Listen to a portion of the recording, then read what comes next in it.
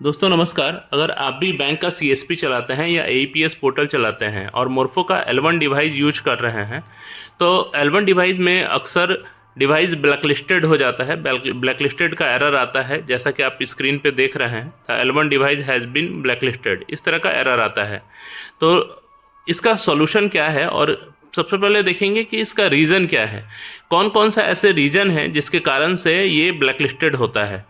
तो दोस्तों इसमें सबसे पहला जो मेजर रीजन है वो है आरडी सर्विस ख़त्म हो जाना। अगर आपका डिवाइस 1 साल हो गया है ना, और वो उसका वाइट लिस्टेड डिवाइस ख़त्म हो गया है, यानी उसका आरडी सर्विस का रजिस्ट्रेशन ख़त्म हो चुका है, तो भी इस तरह का आपको एरर आता है।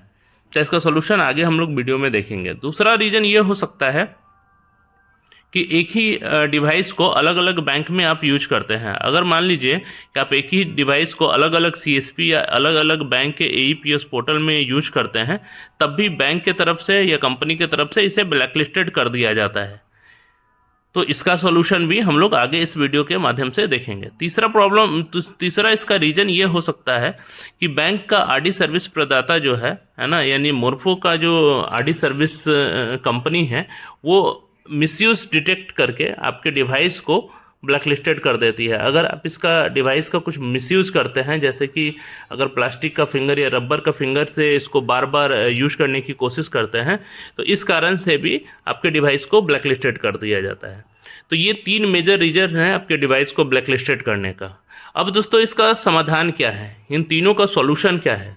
तो सॉल्यूशन यही है कि अगर ऐसा एरर आए तो सबसे पहले आपको क्या करना है कि मोर्फो को अनइंस्टॉल करके इंस्टॉल करना है। मोर्फो का जो आरडी सर्विस है, ड्राइवर है, उसको अनइंस्टॉल करके इंस्टॉल करना है, जो इस वीडियो में दिया गया है। आप देखिए कि कैसे इसको प्रॉपर तरीके से आप अनइंस्टॉल करके इंस्टॉल कर लेंगे, है ना। दूसरा क्या है कि अनइंस्टॉल करके इंस्टॉल करने के बाद भी अगर इस तरीके का एरर आए आपको, तो क्या करना है, तो वो भी इस वीडियो में आगे दिया गया है कि आपको इसका आरडी सर्विस का वैलिडिटी कैसे चेक करना है। पहले अपने सीरियल नंबर से, डिवाइस के सीरियल नंबर से, और चेक करने के बाद इसको दोबारा रजिस्ट्रेशन कैसे करना है ना। तो ये भी इस वीडियो में दिया गया है। इसको आप वीडियो को पूरा देखिए, और उसके बाद भी आपको ये प्रॉब्लम का सॉल्यूशन ना हो पाए तो हमें इस कमेंट में ज़रूर बताइए।